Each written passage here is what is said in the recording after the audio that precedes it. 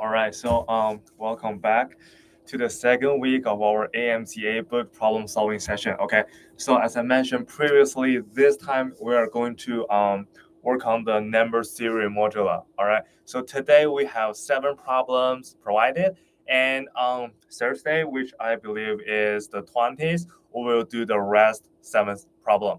Okay, all right, good. Now first problem is a warm-up question. Let's read the question together. So it's asking for how many integers between 500 and 2023 have all 3 of the numbers 10, 16, and 25 as factors. Okay, so for question like this, usually the basic approach is to find what the least common multiples of whatever numbers given to you. Okay, in this case the 3 numbers are 10, 16, and 25. So let me get my pen ready. Let's try to do the first step. That's basically asking for, okay, find the least common multiples. Okay, find the least common multiples. All right, so let me put my earphone on. Sorry. All right, find the least common multiples. Find the least common multiple. All right. Now, okay, good. So the numbers we have now is 10, 16, and 25. Okay, so in order to find their least common multiples, the first step we want to do is what? Is prime factorization. Okay, so 10 we can factor as 2 and what? 5. These are prime numbers. Okay, 16 is basically 2 to its power of 4, so that's 2 times 2 times 2 times 2. Okay, then 25 is what? It's prime factors. It's 5 and 5. Okay, now we have all 3 numbers factors into prime numbers. How can we proceed to find their least common multiples? So here is a rule. Okay, so first let's observe the factors that any 2 numbers share in common. So what are the factors? So let me highlight using a different color. It looks like 2 is a factor of 10, also a factor of 16. Okay, is there another shared common factors between these numbers? Yes, so we also have 5 here as a prime factors of 10, and also 5 here as a prime factor of what? 25. Okay, now let's first multiply those shared common factors. So we should have 2, okay, for the highlight in green, times what? Times 5. Okay, so 2 and 5 are the shared factors. Then we are going to multiply all those factors that are owned by only the number itself, non-shared. Okay, so that's 2 times 5 times how many 2 we have? 1, 2, 3. So 2 to its power of 3. Then we are left with a 5. Then times 5. Okay, so this should give you 10 times 8 times 5. So that's basically 80 times 5 is 400. Okay, so 400 is now the least common multiple. So LCM, okay, abbreviation for least common multiples. Now our second step, I will move along here. Second step to doing what? So it's asking for how many integers between 500 and 2027 have 2023 have all 3 of these numbers as factors. So the second step is to that in order to have all 3 numbers as factors, we need to have the number to be what? To be a multiple of 400, right? Because 400 are the smallest number that have 10, 16, 25 as factors. Then all its multiples are guaranteed to have these 3 numbers as its factors, right? Okay, so the idea is to have all 3 numbers factors. We need the integers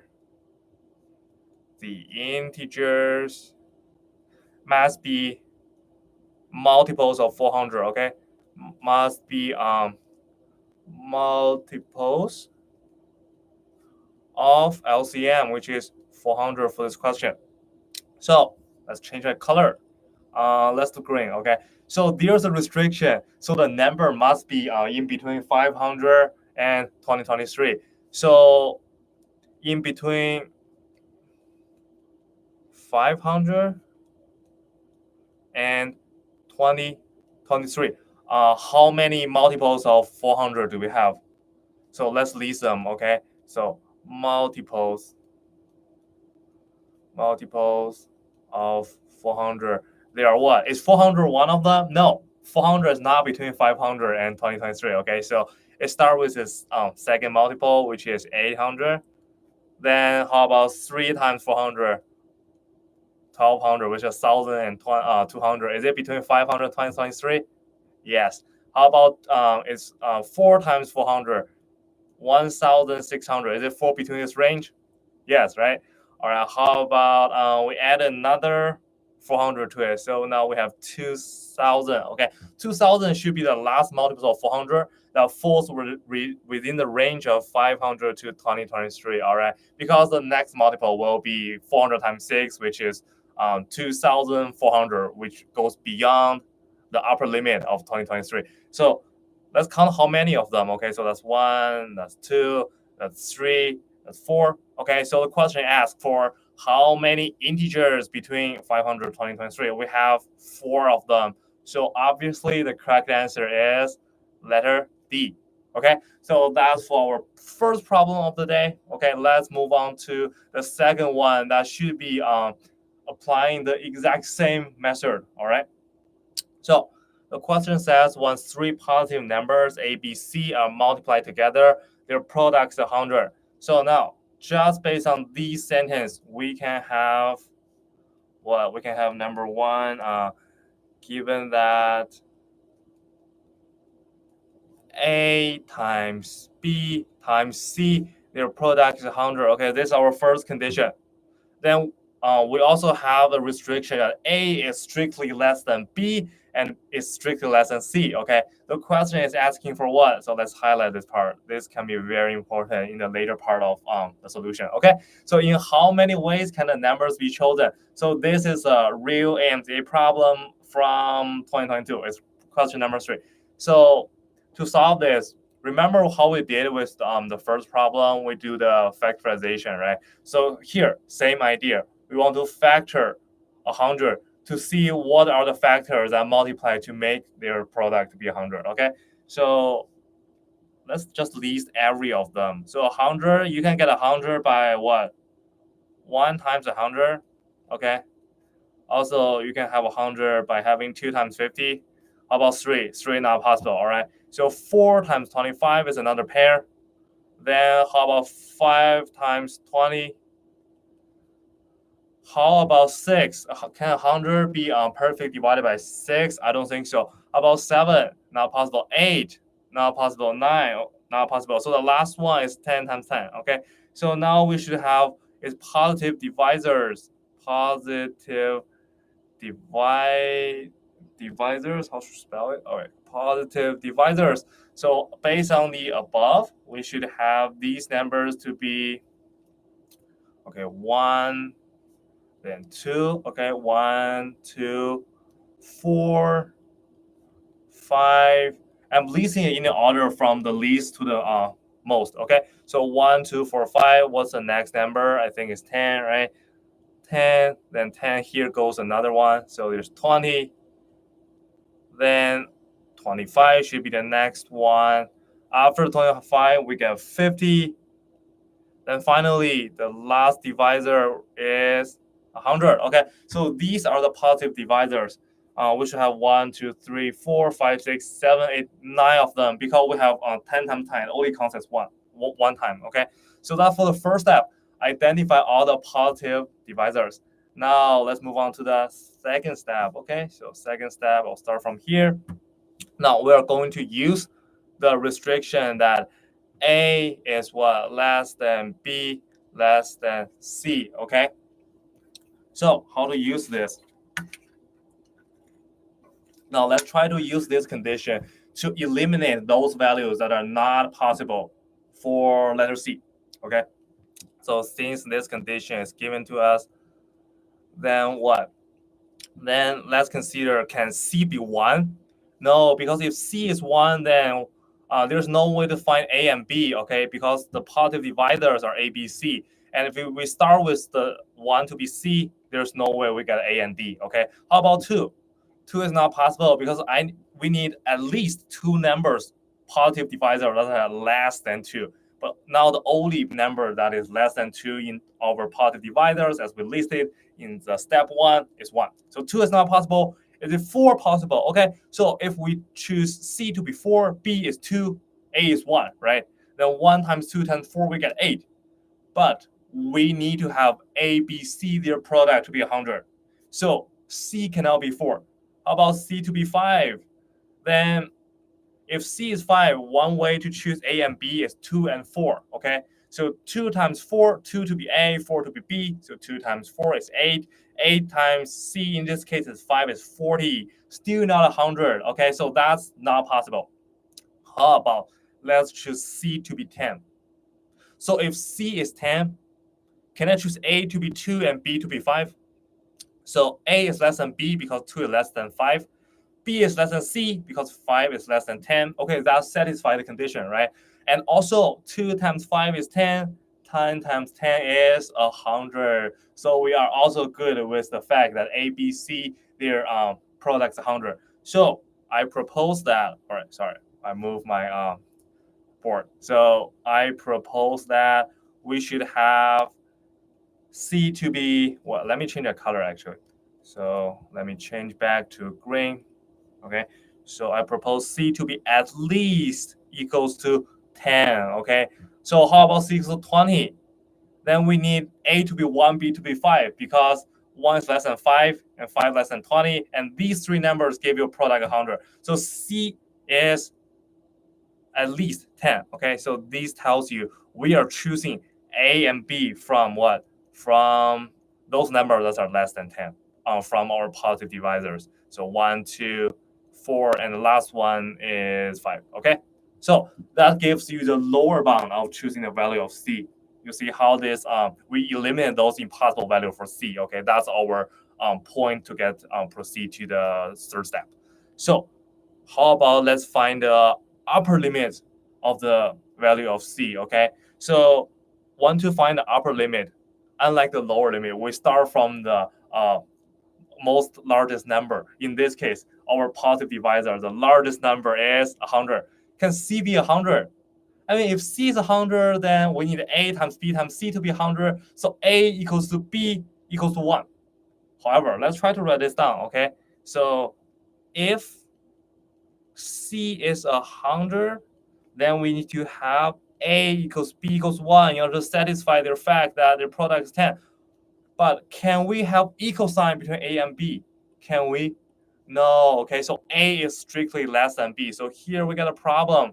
A equals to B. So this doesn't satisfy the given condition. We know C cannot be 100. How about let C be 50? Is 50 going to work? So if C is 50, we need A to be 1, B to be 2, and 1 times 2 is 2, 2 times 50 is 100, and also the strictly less than condition satisfied. So we now have the upper limit of the value of C, okay? So that's basically saying 50, C must be strictly what?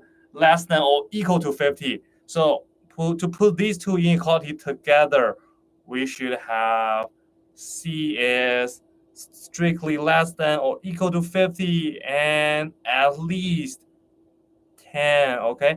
So this is the possible range of the value of C. So let's see what value can we choose according to this, okay? So this will become our third step. I will put it right, oh, I didn't change my color. So I will put it right here using blue. So here is number 3, our third step, okay? So starting from 10, because C is at least 10, so C is 10. Then how about, what is a positive divisor right after 10? Is 20, okay? So let me shift my screen a little bit. So C can also be 20. Then what is another possible value for C? 10, 20. The next possible divisor is 25, okay? We are just listing numbers from our result of first step, okay? Now, after 25, the next positive divisor that satisfies our inequality on step number 2 is c equals to 50, okay? And we know that c is strictly less than or equal to 50, so c equals 50. These are the 4 possible cases. So under each cases, we can then find a value for A and for B, respectively, okay? So once c is 10, A equals to 2, okay? And B equals to 5. Now, A is less than B, less than C, check. 10 times 2 times 5 is 100. Both conditions are good, okay? So we know this is one case. Then once C is 20, we need A times B to be 5. So basically saying A to be 1, B to be 5. That's for our second case, once C equals to 20. Then for the third case, once C is 25, we need A times B to be 4. So A is still 1. B is 4. Again, we are choosing A to be 1 because A needs to be less than B, okay? Always keep that in mind. Then 50. So what number times 50 is 102. So again, A is 1, then B is 2, okay? So a question asking, in how many ways can the numbers be chosen? So how many ways? 1, 2, 3, 4. Which option we're choosing? We're choosing option E, okay? 4 ways. So again, let's do a quick review of how to solve problem like this. First step is to do the factor to find the positive divisors. Okay, only list those factors that are not redundant. For example, 10 appears twice, so we just only list as once. Okay. Then the second step is to check if it satisfies the inequality of A less than B less than C. So this helps you to put a restriction on all possible values of C. Then we can use that to develop all possible cases. Then we are going to fill in the blanks for A and B in each case. Okay, so we are consider all possible values for C case-wise. That's the way that will be most efficient to solve a number series problem like this one. Okay, we're good. Now, so before we move on to, I think it's question number 3, there's a quick thing I want to talk about. 好，首先就是说欢迎大家来到本周的AMC 发难题100道的直播间。然后我们最近进行了一个升级，就是说我们现在这个直播间它更多的是作为一个公开课的形式。然后这里大家可以看到我们有一个year 2024 to 2025，就是备考2025年1月份 AMC 8的一个时间线。好，然后我们这个时间线呢，它是从6月份开始。我们这边列出了每个月的活动，以及我们所会给大家提供的班型 ，Think Academy 给大家提供的班型。然后我来给大家一一介绍一下。首先，我们6月份会有我们的刷题班第1轮，这个班目前已经上到了第3节课。它这个班最大的一个特色呢，就是说它会有老师带着孩子去完成历年的真题。也就是说，他会刷，比如说从2009年、2012年、2014年这样的真题，然后他会重点去做从15到25，也就是偏难一点的题目。这个班它特别有帮助孩子去在考前的时候能熟悉，近些年考试 AMC 8它整体的一个出题风格。同时，因为它做题嘛，它能培养一个不错的手感，然后在考前保持一个很好的状态去迎接这个考试。所以非常推荐给正在备考2025年 AMC 8考试的小朋友们。好，然后这个考试这个班型结束后会有一个配套的模考，然后这个模考结果呢是一来可以看小朋友们对于这个班型他是否对自己的成绩有进步，第二来就是您可以看到在我们的8月和10月分别会有模块班，模块班也就是说根据我们AMC 8考试的6大模块，它会专门拎出来2个模块去分别开班，然后具体是哪2个模块呢？我们就是要看我们6月份这个第1轮刷题班结束之后，这个模考大家小朋友的做题情况，我们会根据这个比如说错题率最高的还有呼声最高的这2个模块去进行开班，所以这个模考是非常推荐大家去参加的。然后如何参加这个模考？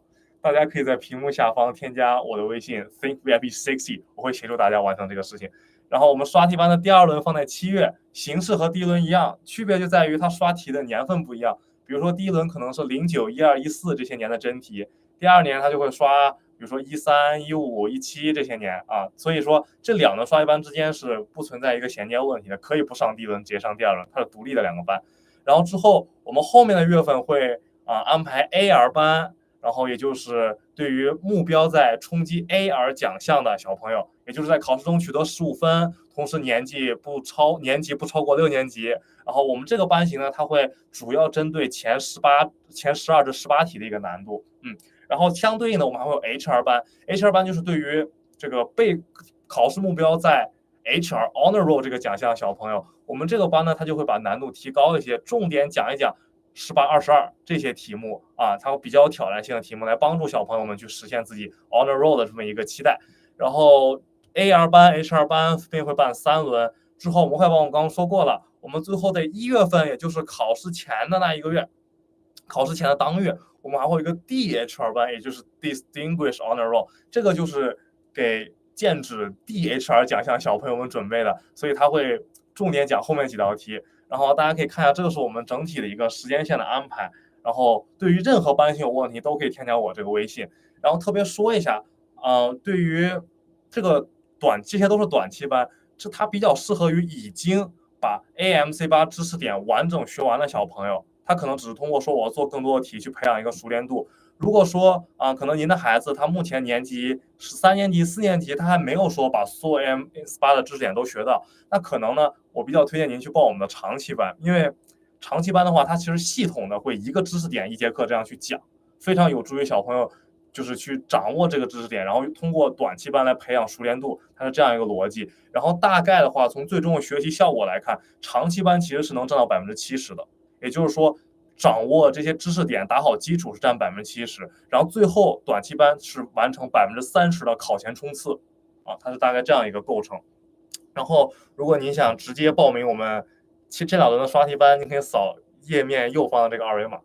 然后您有任何问题关于长期班、短期班，都可以添加屏幕下的微信 thingsvip60。好的这就是关于我们课程时间线的一个介绍。Alright, so let's get back to the problem, okay? So now we are doing an exit ticket directly followed from the last 2 problems. So this should use the same approach, all right? So when there are 3 positive numbers, A, B, C, are multiplied together, their product's 80. It looks really similar to the last one, right? Last one is A, B, C's product's 100. So let's try to do the first step. As we said, we should put first step is given that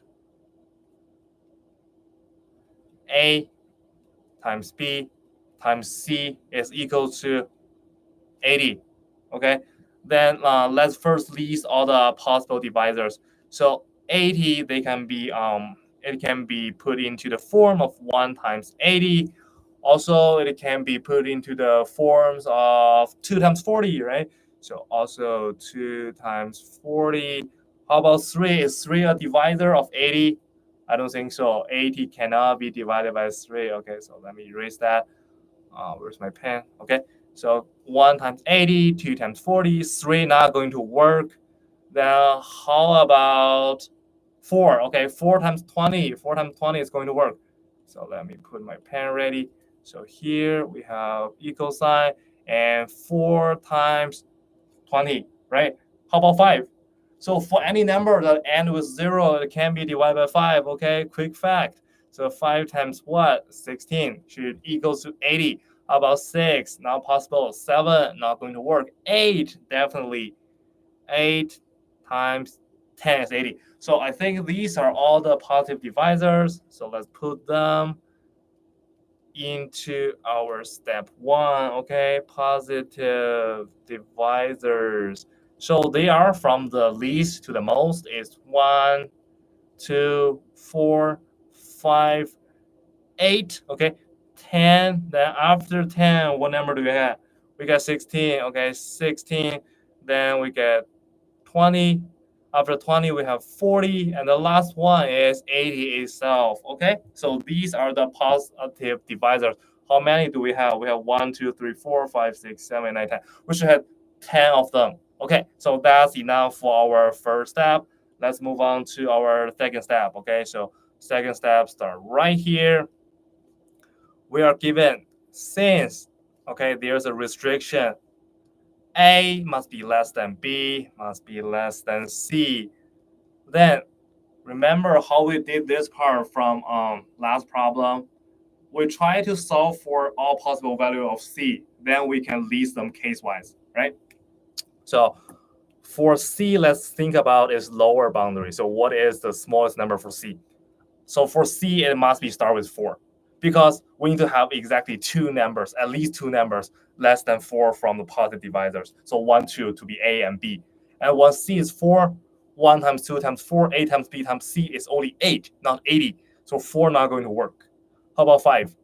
So when we have 5, the highest product we can have is 4 times 2, 2 times 4 times 5, which is 40, okay? Still not enough for 80.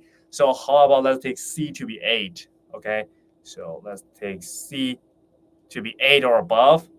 Then we can choose our A to B to be 2 and 5, right? Because 2 times 5 is 10, 10 times 8 is 80. And also we have this inequality satisfied. So that works perfectly.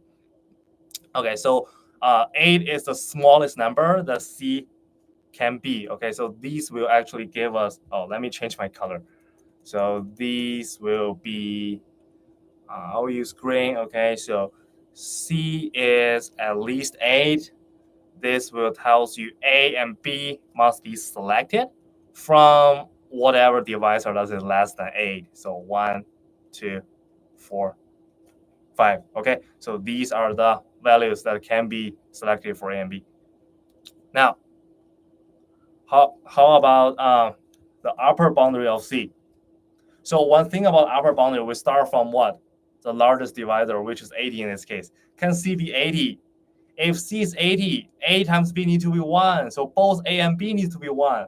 It doesn't satisfy the condition A is less than B. So 80 not going to work. How about C equals to 40? Then we need A times B to be 2. So 1 times 2 is 2, and 1 is less than 2. So A is 1, B is 2, C is 40. It works fine, right? So I propose that C must be what? Less than or equal to 40. Okay, so let's think about if 180 is not possible. So if C is equals to 80, then we'll have A equals to B equals 1. But look at here, we have a strictly less than. So having A equals B will be problematic. So here cause a problem. 80 doesn't work for C. Okay, so based on the lower and upper boundary of C, we should have C is strictly less than or equal to 40, but at least 8. Okay, so let's put a little box to mark this as a important conclusion or important findings for us. So let's get to step number 3. Okay, so number 3 is the easy part because as long as we have the possible range for C, we can list all possible C values one by one, case by case, right? So starting from C equals to 8, the second one is, so after 8 is what? 10 is the next positive divisor. And the next one is 16. After 16, the divisor becomes 20. So these numbers are directly from the positive divisors on our first step, okay? So after 20, we have 40. Again, C, the largest possible value for C is 40. So 40 will be our last case. Now, based on the value of C, we can go back and find what is A and what is B. So when C is 8, A must be 2, B must be 5. So their product satisfy the number of 80. And now when C is 10, we need their product to be 4. So it's what? No, their product to be 8, right? 8 times 80. So A is 2 and B is 4. Okay, B is 4. Then when C is 16, we need A times C to be 5, okay? A equals to 1, B equals to 5, A less than B. How about C is 20? We need A times B to be 4. So how can we come up with 4? A is 1, B is 4. How about C equals 40? We need A times B to be 2. So A is 1, B is 2, still A less than B. So are we done now? Are these all the possible cases? Think about it. Is it only possible that A equals to 5, B times A equals to 2, B equals 5 gives this case to be 80? Yes, right? No any other possible cases. How about C equals to 10? Is 2 times 4 the only way we can get 8? Well, A less than B? I don't think so. How about I add another case when A is 1 and B is 8. Is A less than B? Yes. Is B less than C? Yes.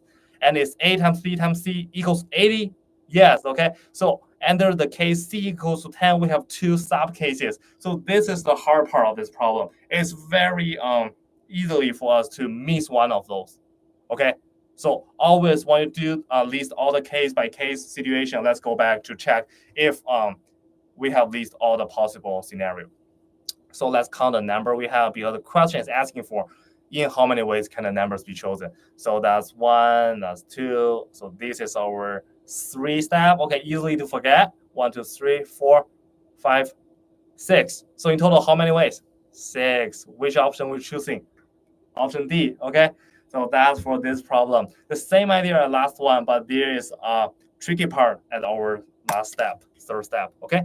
All right, so that's for problem for today's session, and we are ready for the fourth one. Okay, let me drink water.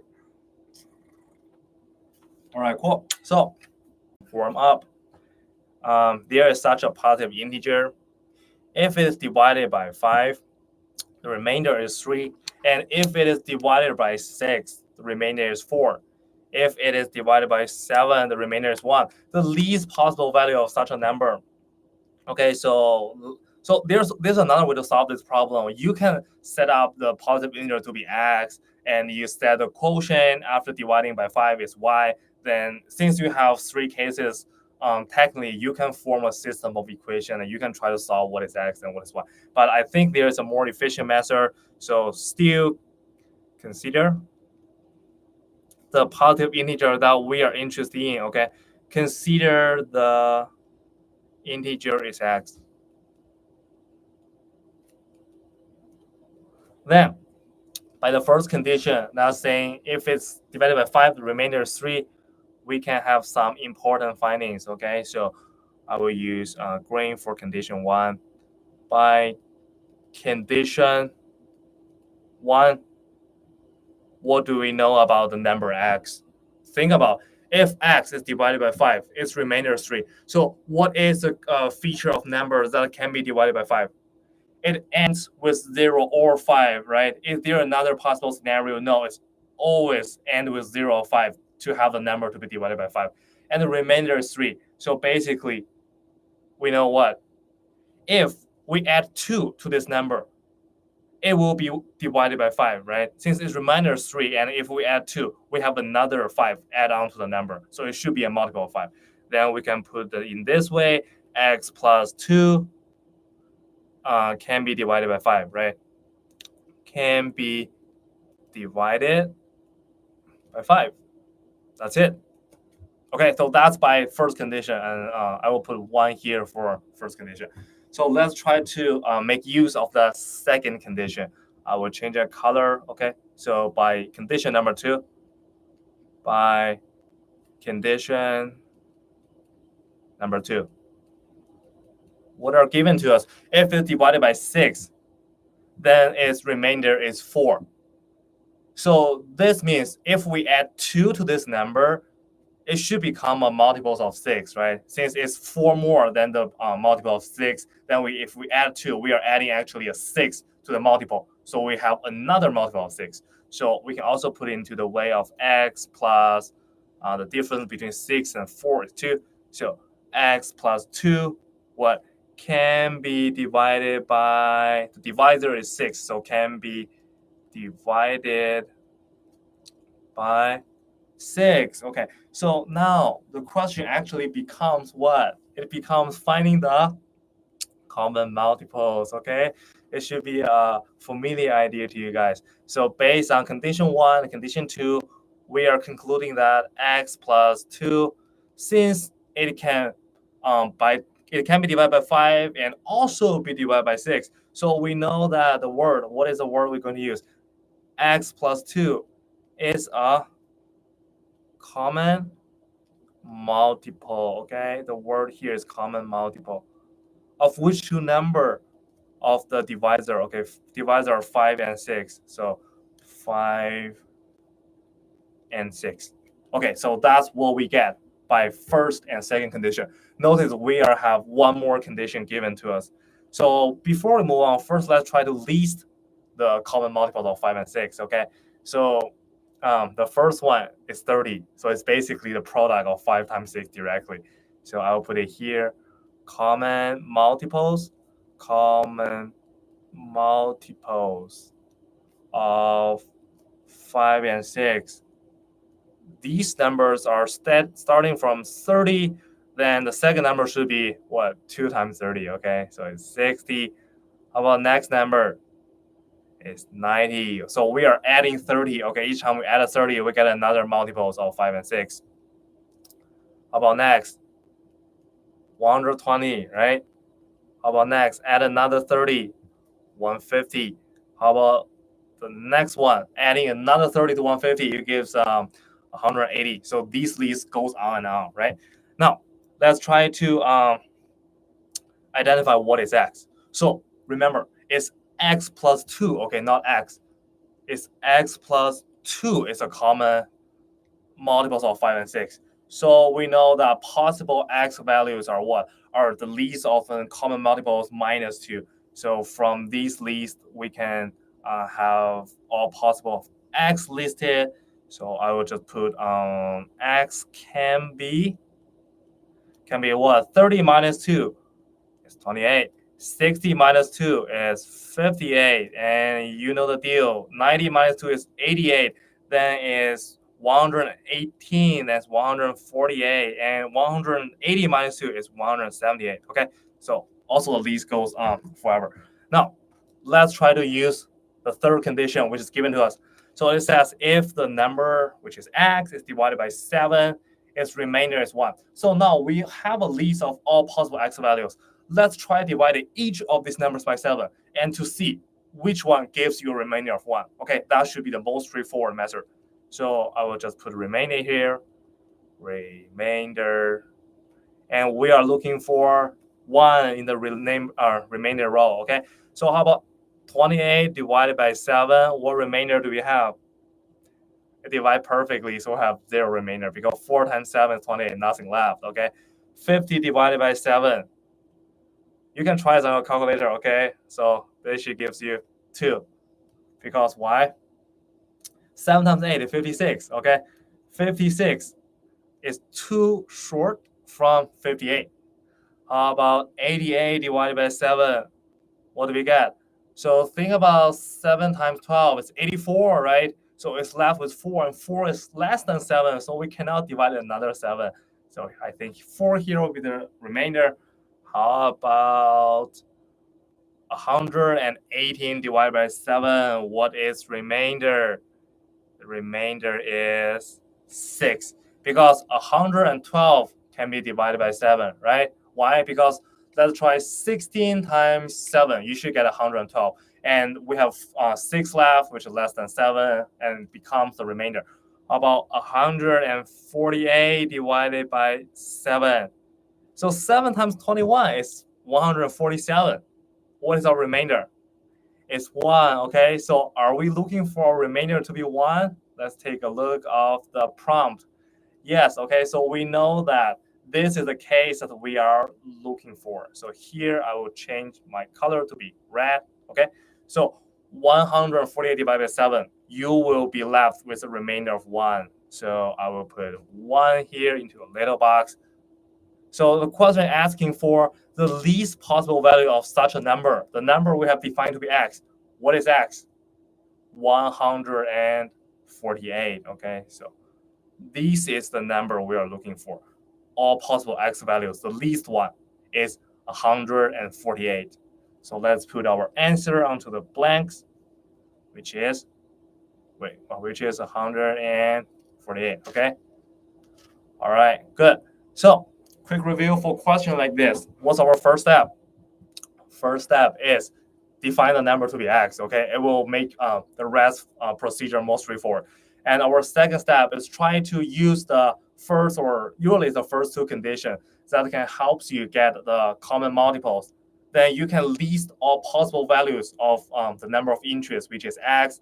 Then basically you can try each of them by whatever operation you are supposed to do. Okay, so that's the entire flow of thinking for number theory problem like this. We are going to try another one directly after this. Okay, so.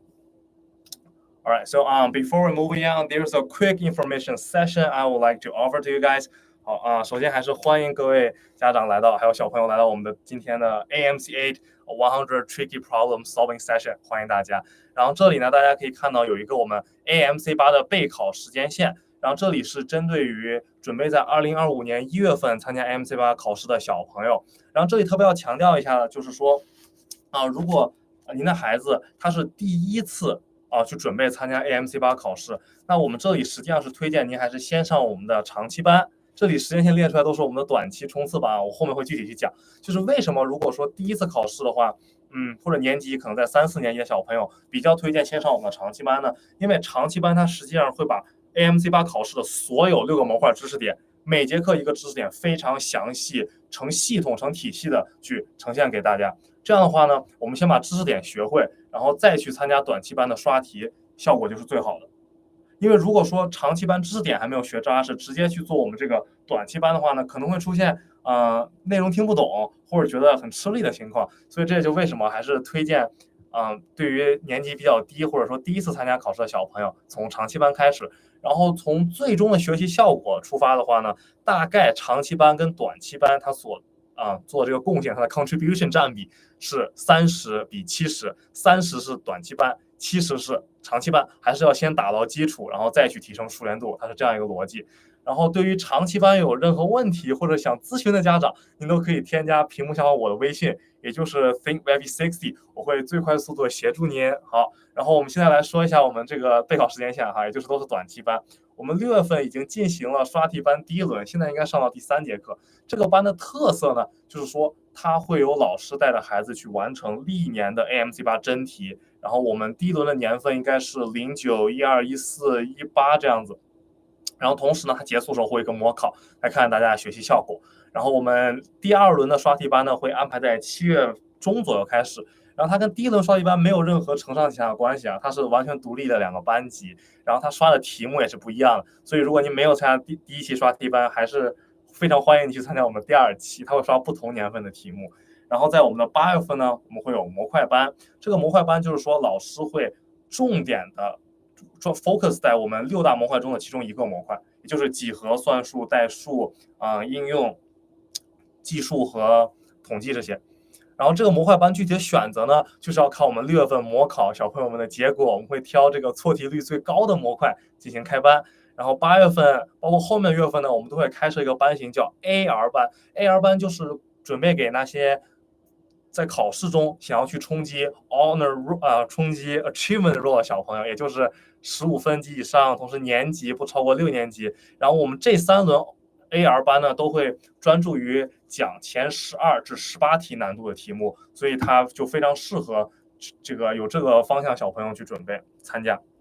相对应的 AR 班呢，我们还有 HR 班，也就是专门准备给想要取得 HR Honor Roll 的小朋友。它这个题目的整体难度会比 AR 班稍微难一些，因为 HR Honor Roll 的话，它其实可能需要你做对17题或更多，17题到20题这样子，所以我们会专注于前18至22题难度这些题目的讲解。同时，我们也都会基本每个月或者每个月安排一次模考，这个模考都是非常推荐大家去参加的。然后讲完 AR 班、HR 班之后，我们这3轮之后呢，还会在10月开第2个模块班。这个模块班呢，它的具体内容也是根据我们在6月份第1轮刷题班结束后的模考来决定的，所以真的非常推荐大家参加我们第1轮刷题班结束后的模考哈。然后在我们1月份迎来考试之前，我们还会有一个 DHR 班，也就是准备给想要取得 Distinguished Honor Roll 的小朋友。这个班难度会更高一些，因为它可能会着重于讲解考卷上24、25这样最后几道题。然后如果您对这个短期班有什么疑问，您都可以添加下方微信 thinkvip60。然后如果您已经确定好报名，就可以直接扫码我们右侧二维码报名我们的第1和第2轮短期班。总结一下，我们的时间线它一共包含了2轮刷题班、2轮模块班、3轮 AR、HR 班，还有5次模考。然后您挑这些里面，您觉得对孩子帮助最大的去报就好了。好的，我们继续 move on to our problem solving session. All right, so this is a real AMC8 problem derived from 2016 AMC8 exam. It's question number 5, okay? So the condition says given the number n is a 2-digit number. So just based on this sentence, what can we write down? We can put, okay, so I'll start with here. We can put consider n is in the, since it's double-digit number, so let me put AB, okay? So this is basically saying n is equal to times a plus b, because a is appear on the first digit and b is on the second digit. So that's our findings based on the first sentence of the question. Then we are given that when n is divided by 9, the remainder is 1. It doesn't look like to be very useful at this point, so we can save that for later. Okay, so let's jump to our second condition. When n is divided by 10, the remainder is 3. This looks like more straightforward, right? Because what do we know about those multiples of number 10? Yes, they end with 0. Think about multiples of 10. 10, 20, 30, 40, 100, right? They always end up with 0. So let's start with using the second condition first. So by condition 2, by condition 2, okay, what do we know? We know that b, okay, b is the our second digit here. B must be equal to 3, right? Because think about the case when we have a number that ends with 0, it can be divided by 10. But now we are left with a remainder of 3, which means it's 3 more than a multiple of 10. So our last digit should be 3, right? Then if you use that number divided by 10, you should left with the whatever number left on the last digit. That's 3. So this is because, let me put the reasoning here, okay? So multiples of 10 ends with 0. So that's our reasoning behind this statement. Multiples of 10 end with 0. Okay, good. Now, having this statement in mind, we can try go back to revisit on condition number 1, okay? So now the condition number 1 says when n is divided by 9, then what? Its remainder is 1. So let's put a different color here. I will put by condition 1, by condition 1, okay? So our number now based on condition 2 becomes 10a plus b, and what's our b here is 3. So if the remainder is 1, let's take away 1 from that number. Then it should be perfectly divided by 9. It should be a multiple of 9. So 10a plus 3 minus 1 should becomes what? Should becomes a multiple of 9, okay? This should makes a lot of sense, right? The remainder is 1. We take away 1. Then it should have no remainder. It's a multiple of 9. That's it. So let's simplify the left-hand side of this equation. We should have 10a plus 3 minus 1 is exactly same as plus 2. So this is still a multiple of one number here, okay, of 9. All right. So now the question is asking for what is remainder when n is divided by 11. So before we moving on to that, let's try to first list some multiples of 9 to see if we can find something here. Okay, I will switch back to blue. So where's my pen? Okay, so I will say multiples of 9, multiples of 9.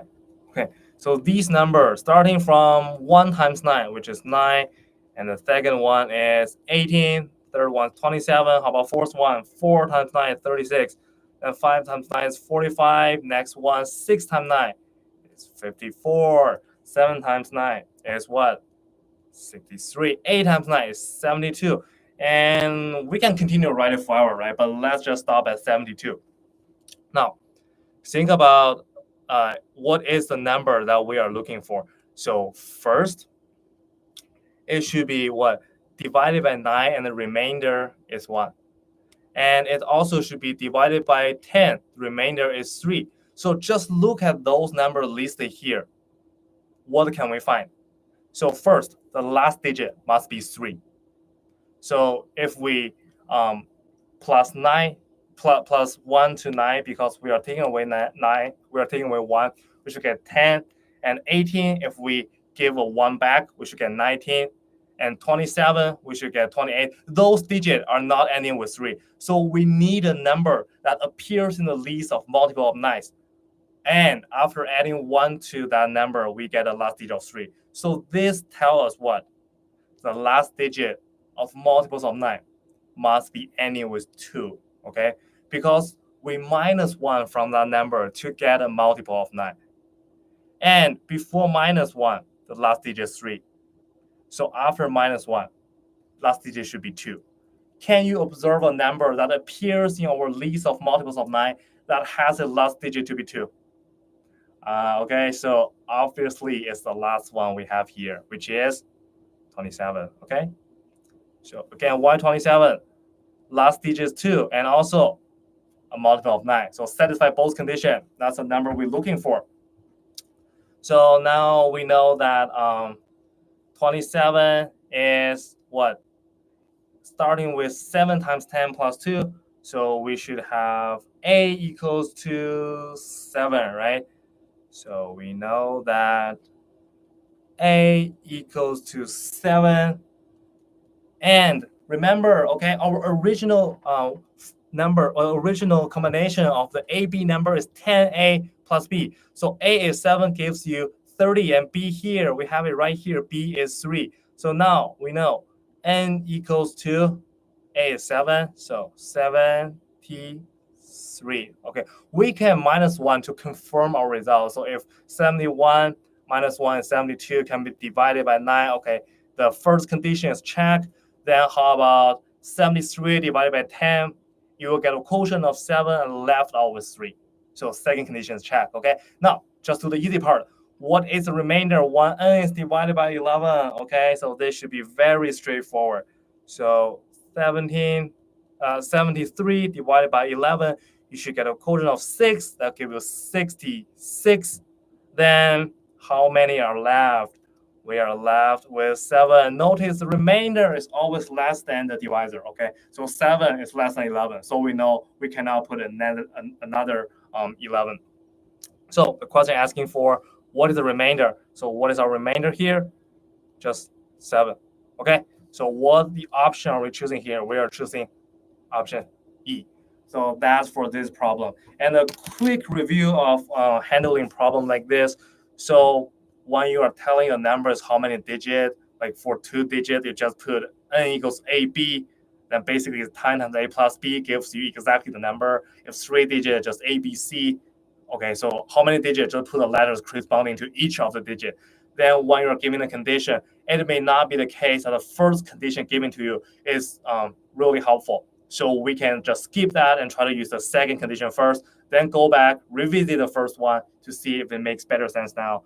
And finally, it's just list some possible values that satisfy the condition. Then eliminate those that cannot work. Okay, so that's a basic technique of how to solve problems like this on the AMC 8 exam.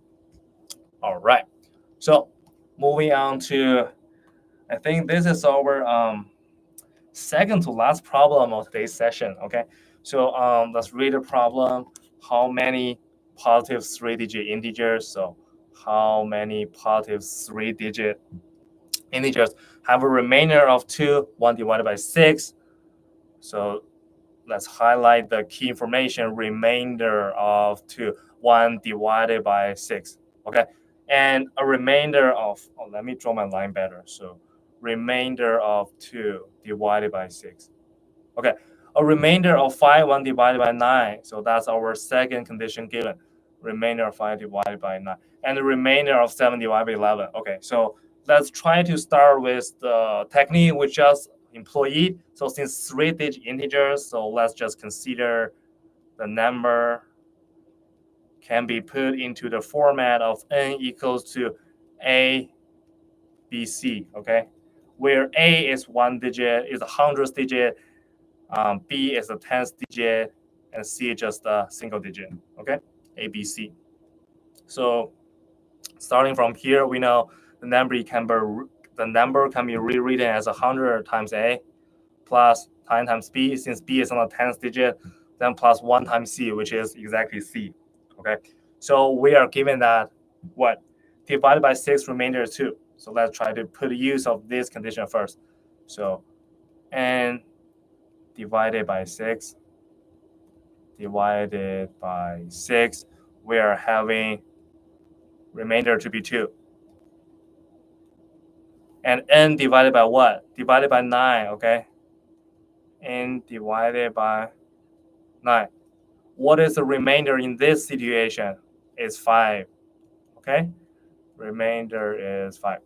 Then our third condition tells us that when n is divided by 11, we are having a remainder of 7.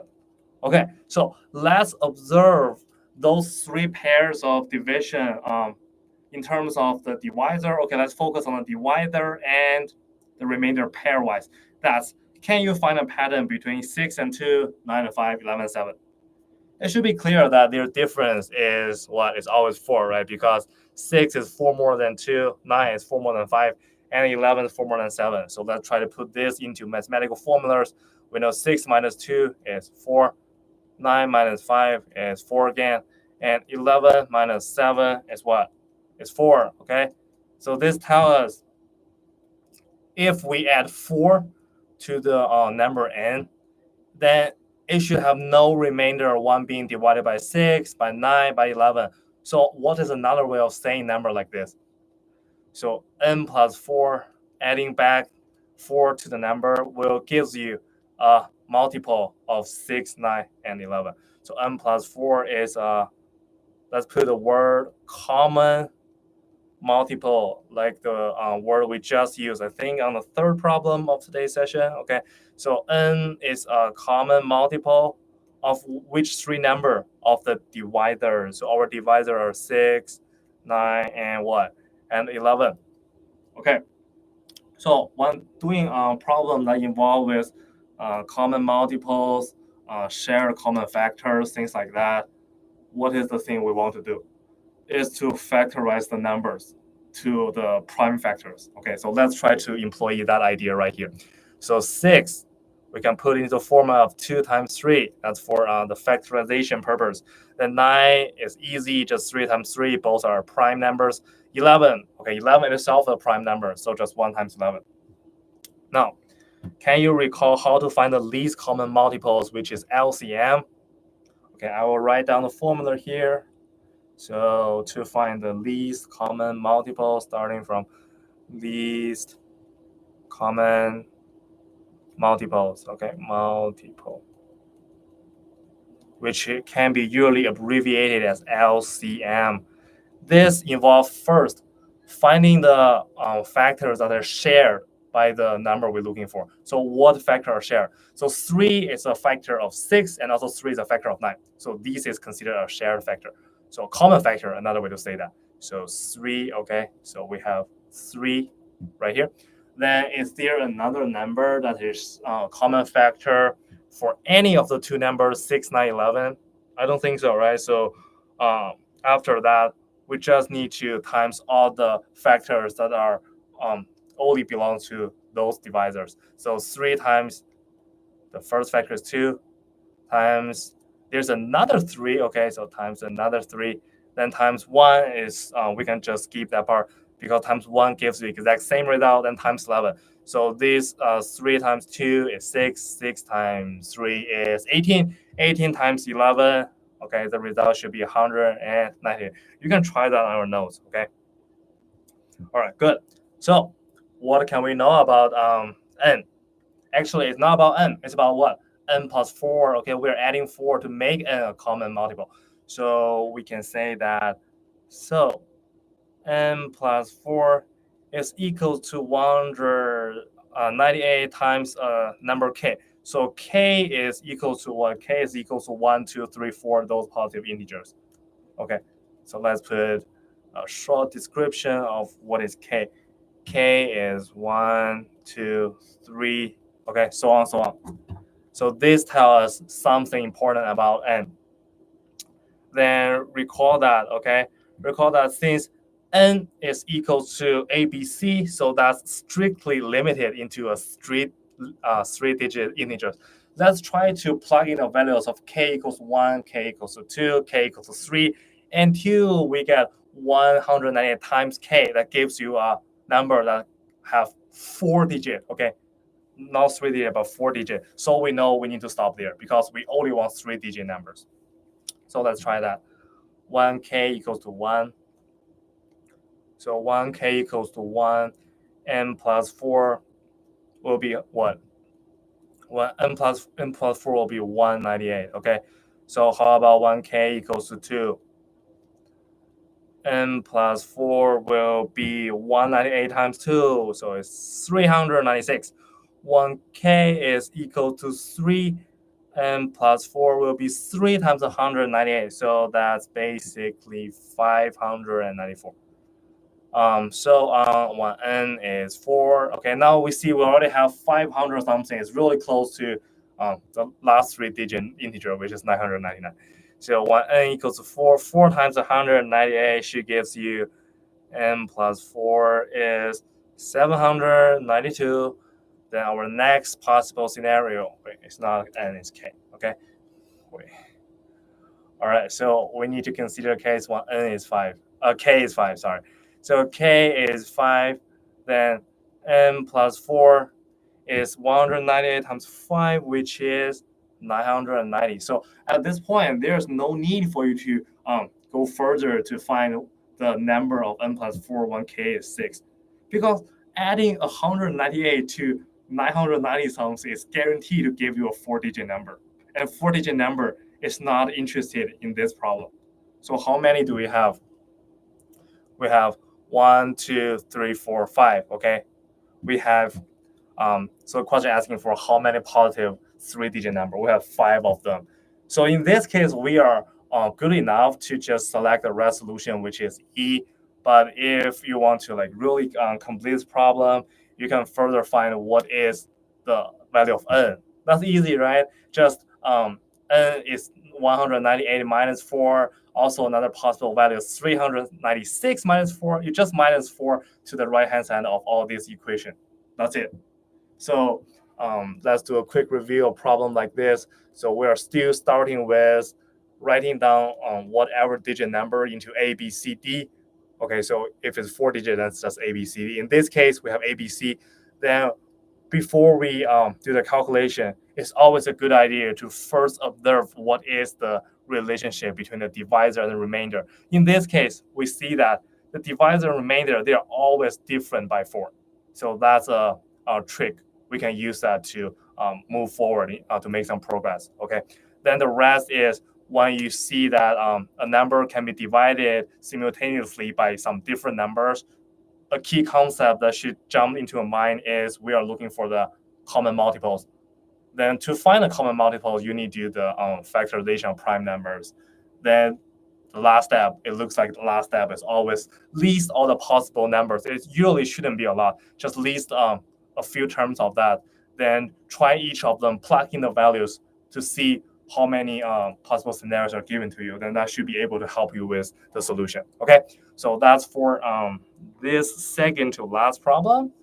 And okay, so before we move on to our final problem of today's problem solving session, there's a quick information I would like to provide to you guys. Okay，好，这里首先欢迎一下大家来到我们今天这个 AMC 800题解题的直播间，欢迎大家，欢迎大家。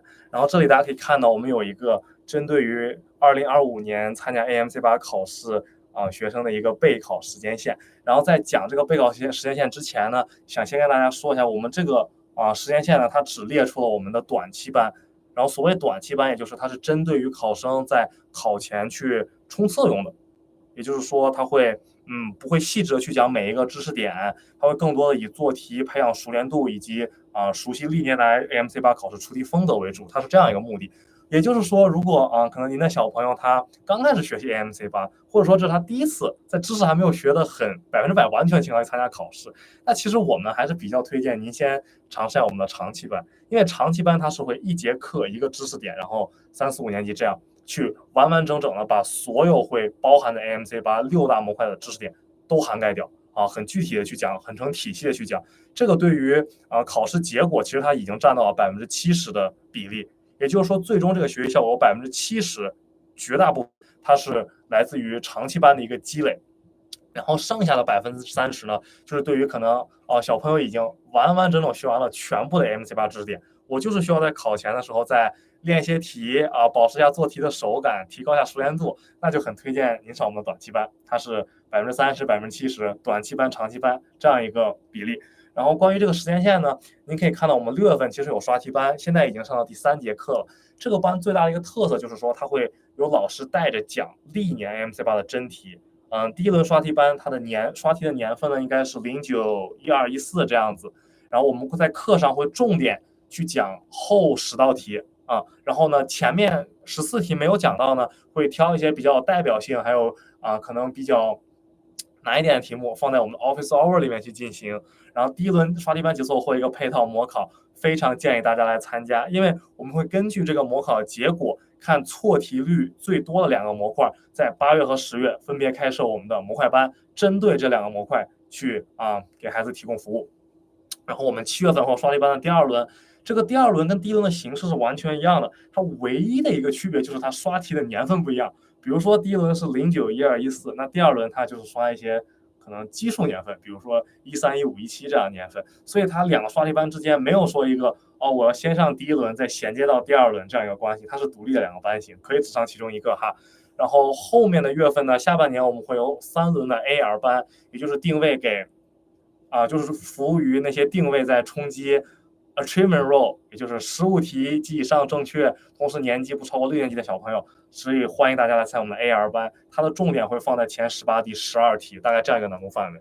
然后基本上每隔1个月都会配套一次模考，然后相对应 AR 班的呢，会有我们的 HR 班，这个 HR 班就是定位给想要去冲击 honor roll， 可能他需要做对17题、20题这样的小朋友，难度会更大一点，然后也有自己的配套模考。然后在我们2025年1月份考试的当月，我们还会再安排一个 DHR 班，也就是给定位于冲击 distinguished honor roll 的小朋友去提供这样一个服务。好的，然后总结一下，就是我们会在下半年安排2轮刷题班、2轮模块班、3轮 AR、HR 班以及5次模考，来确保呢我们在考前这个冲刺是准备的非常完全的，把所有题都吃透。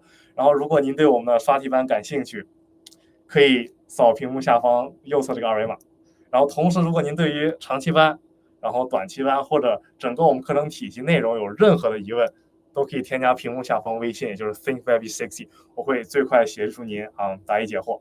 Okay, so now let's take a look over the last problem of today's session. Okay, so let Z be a 4-digit possible integer, such as 5,353. So these numbers, they have the first 2 digits to be exactly the same as the last 2 digits, taken in the same order. Like 53 is the first 2 digits, then we have again 53 on the last 2 digits. That's what it's saying. So the important point is should be the first digit and last digit are the same. Okay, all right. So when the smallest prime factor of z, or what is the smallest prime factor of z that is not less than 50? So you can see this is a problem adapted from a real AMC exam from 2016, problem number 7. So again, since it's 4-digit number, we can first write down the general form of number in this feature. So that's A, B, AB, okay? First 2 digit, last 2 digit, the same. So this basically tells you A is on the 1000th digit, so we should put 1000 times A. B is on the 100th digit, so it's 100 times B. Then A again is on the 10th digit, so 10 times A. And B is on the single digit, so just 1 times B or B, okay? So, wait. All right, so now you should be able to observe that we have some multiplication that can be done here. So 1000A plus 10A should give you 1010A. And similarly, 100B plus B should give you 101B, okay? Then further, let's consider 101 as a common factor, okay? So now 1010 is actually 101 times 10 times A. Let's consider 10 times A as a unity.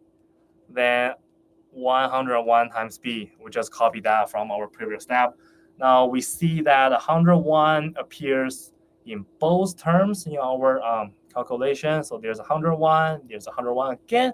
So we can put that outside of the bracket to do the distributive law of multiplication. Okay, so that should be crucial. It's 101 times.